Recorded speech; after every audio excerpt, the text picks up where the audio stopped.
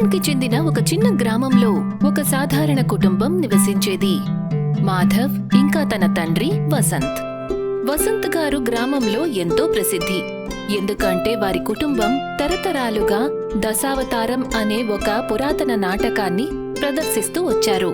ప్రతి సంవత్సరం పండుగలప్పుడు మొత్తం ఊరంతా ఒకచోట చేరి వాళ్లు మహాభారతం, రామాయణం ఇంకా మిగతా పౌరాణిక కథలను నాటకం రూపంలో ఊరి వాళ్లకు వినిపించేవారు. ఇదే దశావతారం వాళ్ల ఊరు ఇంకా మొత్తం కోకడికి గుర్తింపు. కానీ ఇప్పుడు కాలం మారిపోయింది. టీవీ, మొబైల్ ఇంకా స్మార్ట్ ఫోన్స్ కాలంలో దశావతారంకి గౌరవ మర్యాదలైతే అంతే దక్కుతాయి. కానీ సంపాదన రోజురోజుకి తగ్గిపోతుంది. ఇదే కారణంతో మాధవ్ ఇంకా అతని తండ్రి మధ్య అప్పుడప్పుడు వాగ్వివాదన జరుగుతుంది. నాన్నా, మీరివన్నీ ఎందుకు చేస్తున్నారు? ఎవరు చూస్తున్నారు ఈ నాటకాలు? అసలు సమస్యల్ని ఎందుకు కొని తెచ్చుకుంటున్నారు మీరు? బాబూ, ఇది సమస్య కాదు, ఇది మన పరంపర, భగవంతుడి సేవ. మనం స్టేజ్ మీద కృష్ణుడు లేదా రాముడి రూపాన్ని ధరించినప్పుడు అది కేవలం అభినయమే కాదు, అందులో భక్తి కూడా ఉంటుంది. భక్తితో ఇల్లు నడుస్తుందా? రోజువారీ ఖర్చులకు కూడా సరిపోవడం లేదు. నేను నిర్ణయించుకున్నాను, నేను ఈ దశావతారాన్ని ఎప్పుడూ కూడా చేయను. చదువుకుంటాను, ఉద్యోగం చేస్తాను, పేదరికంతో బయటపడతాను. మంచిది బాబు, నీ నిర్ణయం నీ సొంతం. కానీ ఒకటి గుర్తుపెట్టుకో, కళ నుండి ముఖం చాటేసిన మనిషి తన వేళ్లను కోల్పోతాడు. మాధవ్ మాటలు వసంత్ మనసుని గాయపరుస్తాయి. కాని ఆయనకి తెలుసు మాధవ్ పూర్తిగా తప్పు కాదు అని. మాధవ్ మనసు చదువు ఇంకా ఆధునిక జీవితం వైపు ఉంటుంది.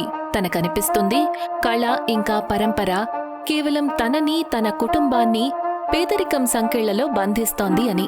అందుకే తను ఉద్యోగం కోసం వెతుకుతూ ఉంటాడు. కాని దురదృష్టవశాత్తు ఎక్కడా ఉద్యోగం దొరకలేదు.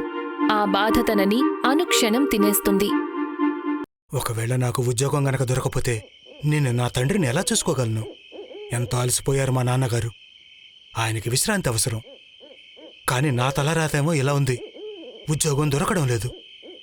భగవంతుడా, నేను నిన్ను వేడుకుంటున్నాను, నాకు వీలైనంత త్వరగా ఒక ఉద్యోగాన్ని ఇప్పించు. నేను మా నాన్నకి సేవ చేసుకోవాలి. నాకు తెలుసు, మా నాన్నకి దశావతారాలంటే చాలా ఇష్టం. ఆయన అవి లేకుండా బతకలేరు. కాని ఈ సమయంలో దశావతారాల కంటే ఎక్కువ ఆయన ఆరోగ్యం. నేను ఆయనని చూసుకోవాల్సిందే. దానికోసం కఠినంగా ఉండాల్సొచ్చినా సరే. మాధవ్ ఎంతో కష్టపడి ఉద్యోగం వెతుకుతాడు. కొన్ని నెలల ప్రయత్నం తరువాత మొత్తానికి తనకి పట్నంలో ఒక పెద్ద కంపెనీలో ఉద్యోగం వస్తుంది. తన కళ్లల్లో కన్నీళ్లొస్తాయి. మనసులో కాస్త ప్రశాంతత. నాన్న, ఇటు చూడండి, నాకు ఉద్యోగం వచ్చింది. ఇది పట్నం కంపెనీ, మంచి జీతం కూడా. ఇప్పుడు మన పేదరికం అంతా అంతమైపోతుంది. శుభాకాంక్షలు బాబు.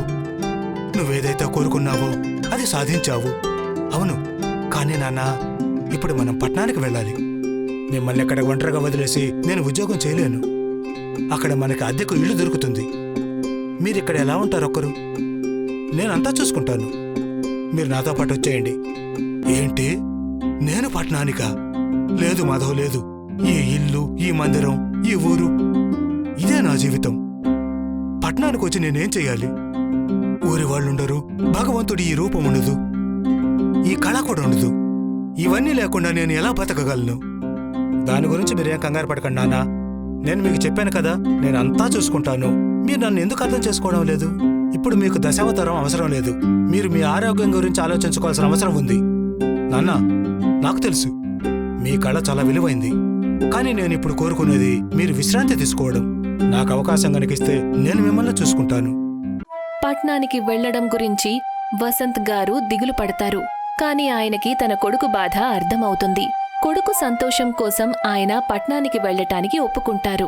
ఆ తర్వాత మరుసటి రోజే ఇద్దరూ తండ్రి కొడుకులు ఊరు వదిలి పట్నానికి బయలుదేరతారు. భగవంతుడా, నా కొడుకు పట్నంలో కొత్త జీవితాన్ని మొదలు పెట్టబోతున్నాడు. తన మీద నీ ఆశీర్వాదం ఎప్పుడూ ఉండేలా చూడాయన. పట్నం వెళ్లిన తరువాత కొత్త జీవితాన్ని మొదలు పెట్టడం అంత సులభం కాదు. కాని మాధవ్ కష్టపడతాడు. ఉద్యోగం చక్కగా సాగుతుంది. డబ్బులు రావటం మొదలవుతాయి. మొదట్లో అంతా బానే ఉంటుంది. కానీ వసంత్ గారు ఆయనకి పట్నంలో మెరుపులు నచ్చలేదు. ఇక్కడైతే సూర్యుడు కూడా మసగ్గా కనిపిస్తున్నాడు. సముద్రపు చలనగాలి లేదు. మందిరం గంటలు కూడా వినపడవు.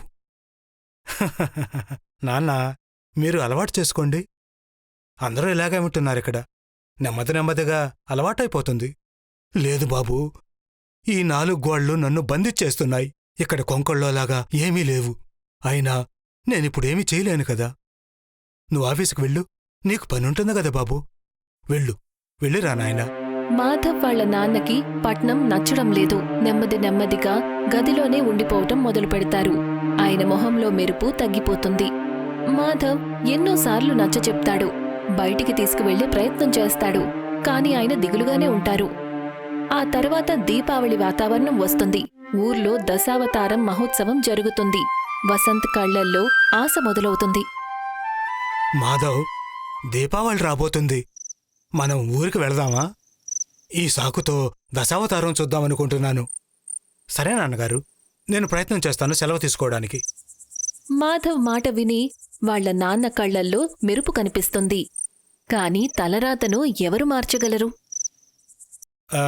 సార్, మా నాన్నగారు ఊరికి వెళ్ళాలనుకుంటున్నారు దశావతారం కోసం. నేను కొన్ని రోజులు సెలవు తీసుకోవాలనుకుంటున్నాను. ఇంపాసిబుల్ మాధవ్. మన ఈ ప్రాజెక్ట్ చాలా ఇంపార్టెంట్. ఒకవేళ నువ్వు గనక ఇప్పుడు సెలవు తీసుకుంటే నీ ఉద్యోగాన్ని రిస్కులో పెట్టుకున్నట్టే. నాన్న, అది నన్ను క్షమించండి. నాకు సెలవు దొరకలేదు. ఈసారి మనం ఊరికి వెళ్ళలేకపోవచ్చు. నన్ను క్షమించండి నాన్న. మాధవ్ మాట వినగానే తన తండ్రి మరింత బాధపడతారు. ఆయనేమి మాట్లాడలేకపోతారు. చూస్తూ అనారోగ్యం పాలవుతారు. డాక్టర్లు మందులిస్తారు. కాని పరిస్థితి మెరుగుపడలేదు. ఎందుకంటే అనారోగ్యం శరీరానికి కాదు, మనసుకి. ఆయనకి మందులు కాదు, ఊరి మట్టి కావాలి. అప్పుడే మాధవ్కి అర్థమవుతుంది తన తండ్రికి నయం చేయటానికి తను ఏం చెయ్యాలి అని. చాలు, చాలా అయిపోయింది. నేను ఇంకా ఇలా చేయలేను. నాకు మా నాన్న జీవితం ముఖ్యమా లేక జీతం ముఖ్యమా? లేదు, నేను ఆయన కోల్పోలేను. ఒకవేళ ఆయన ప్రాణం ఊళ్ళో ఉందంటే ఆయనని అక్కడికే తీసుకెళ్తాను. ధర్మమే విజయం సాధిస్తుంది, అధర్మం నాశనమవుతుంది.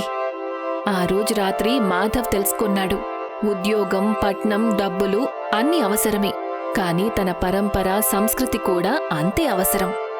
అందుకని తను నిర్ణయించుకున్నాడు, తను కూడా ఇప్పుడు దశావతారంలో పాలు పంచుకుని తరువాతి తరానికి అందించాలి అని.